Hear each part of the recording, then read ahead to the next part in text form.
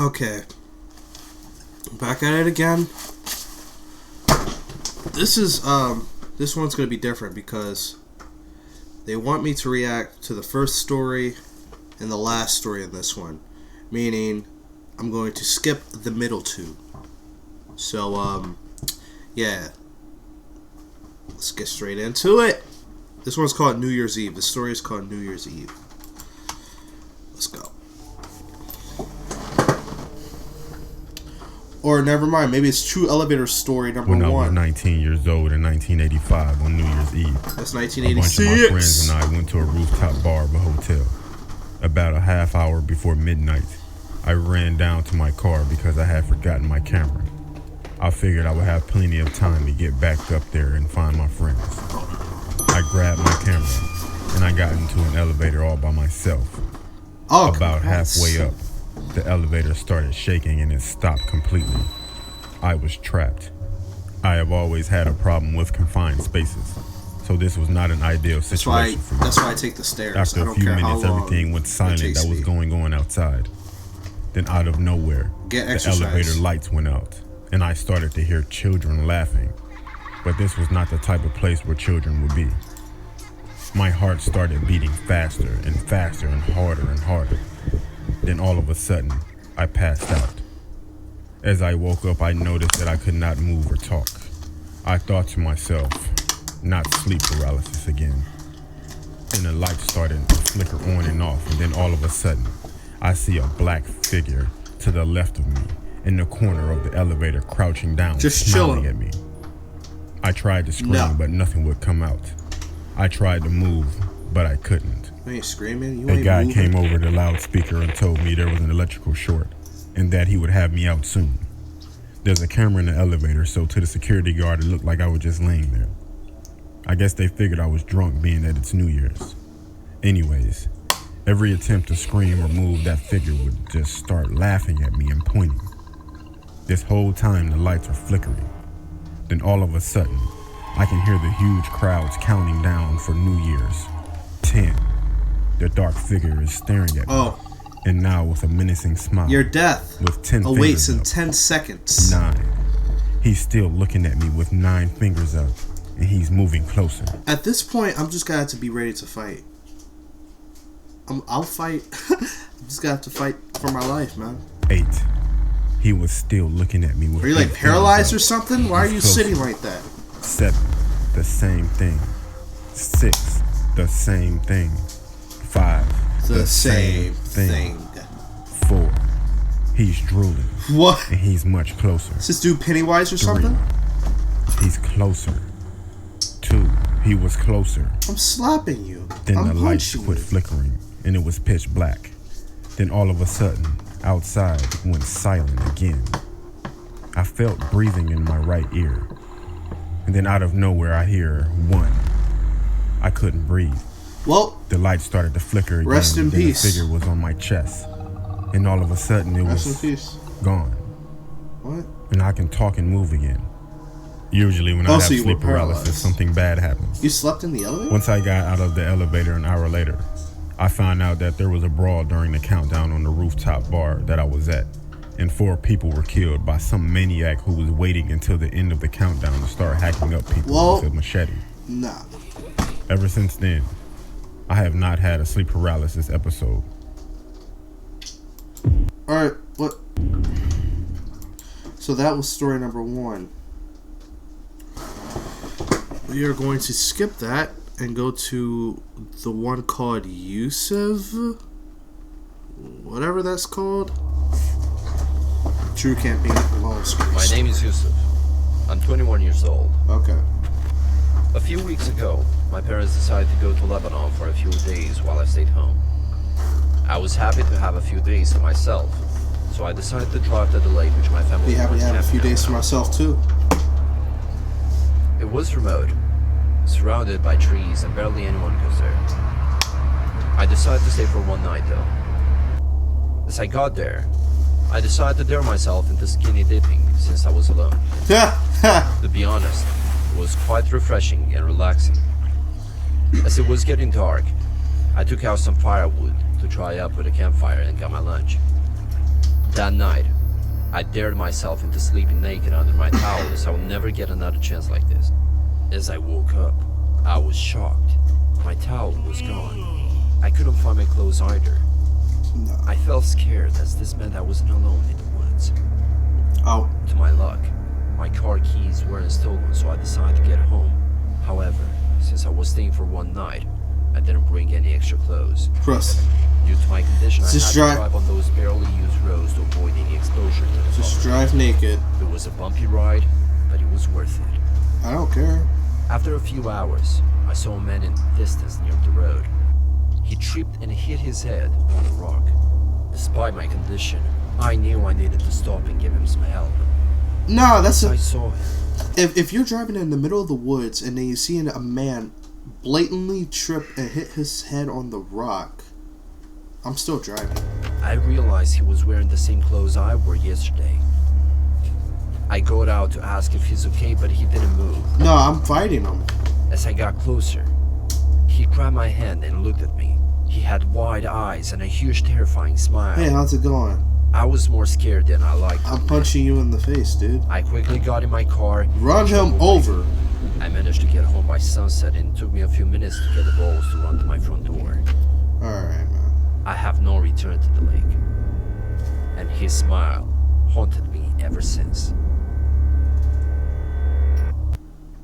That was lame. No, both of those were lame. I'm not gonna lie, man. That ain't me at all. No, that wasn't it, homie. That's that one.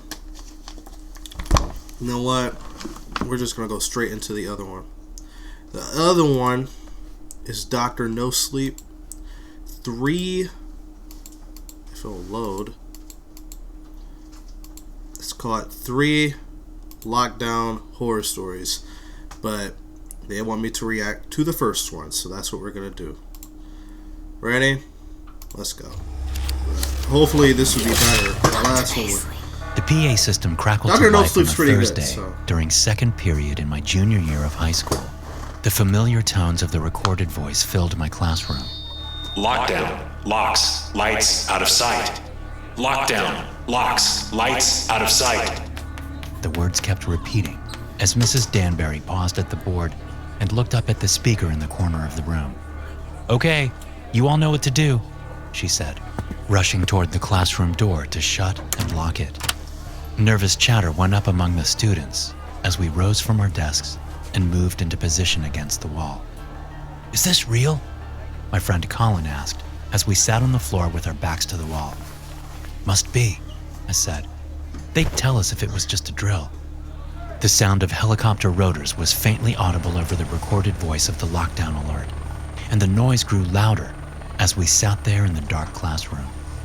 After a few moments, it sounded like the helicopter was right over the school. A full minute passed before the helicopter moved again, the noise making it sound like it was going in circles above the campus. A loud bang, like a door flying open, sounded outside. Someone yelled in the hall, a sound that was quickly replaced by automatic gunfire. I slammed my hands over my ears, along with many other students. Some of the girls, and even a few of the boys, covered their mouths as they cried out softly. More gunfire erupted out in the hallway. It sounded as if there were 4 or 5 guns firing. An inhuman screeching sound pierced the air, making my eyes go wide. I looked over at Mrs. Danbury, whose face was drained of all color. She was the nearest to the door, the nearest to whatever the hell was going on in the hallway. The gunfire stopped, and I heard a man shout and then scream.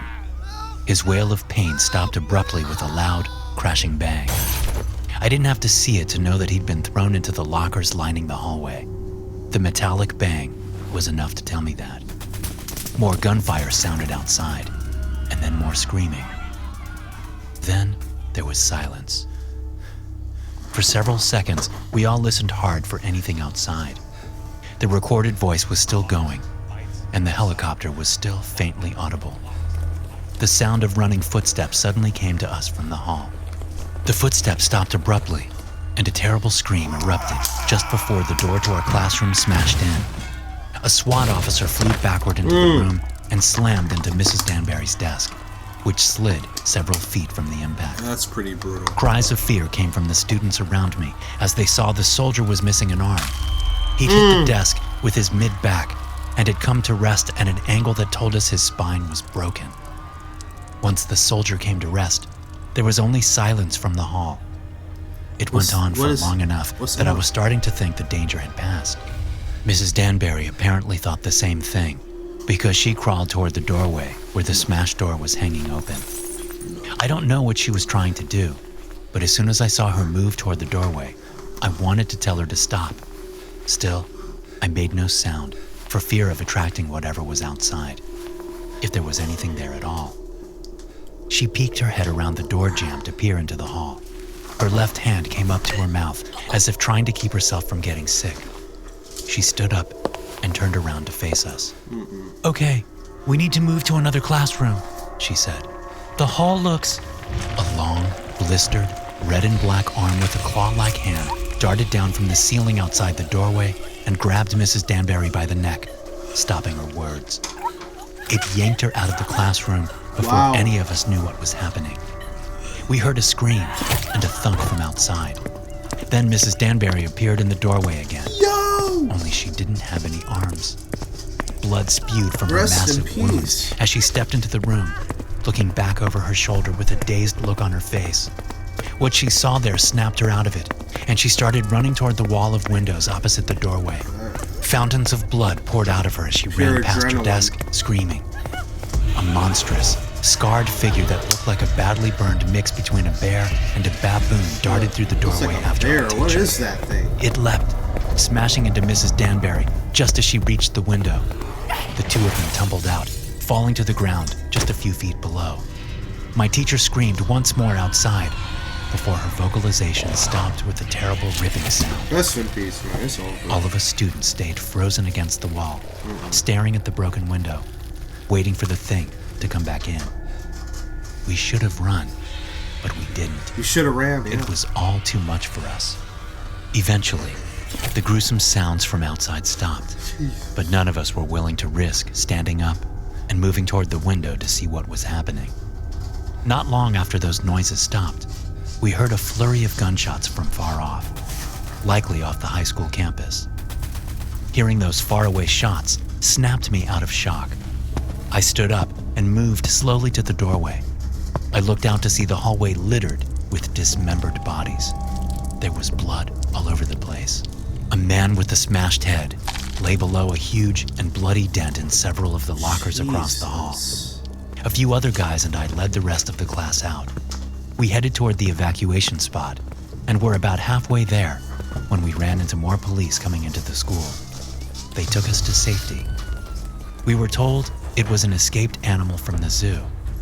That's even what they said on the news that night. They said it was a bear, but I know what I saw. It wasn't a bear. It wasn't any animal I've ever seen. And the fact that there's a military research base not far from our school is just too much of a coincidence. But those of us who were in that classroom that day are smart enough to keep our mouths shut. But we know the truth. We'll always know the truth. Story 2, Dead All Day. Before the lock... Yo. That was sad, man. It was brutal, and it was sad. Oh, let me sit over here. So, those were those. And, Loki started off pretty lame. That last story was pretty good, though. Dr. No Sleep. I should probably watch more of him, honestly. But, oh, and this just came to my mind. So, I'm gonna add this, just a quick note. This has nothing to do with like what's with like this. This is just like future content for the channel right here, real quick. So apparently, my first time watching / rewatching videos keep getting blocked and copyright claimed, and despite me disputing them, they keep remaining. So what I'll do is I'll just have to do either watch parties where I watch the whole thing and you guys could just like watch along with me if you feel like it, or I'll just have to make it exclusive to Patreon when I eventually make one. So for now,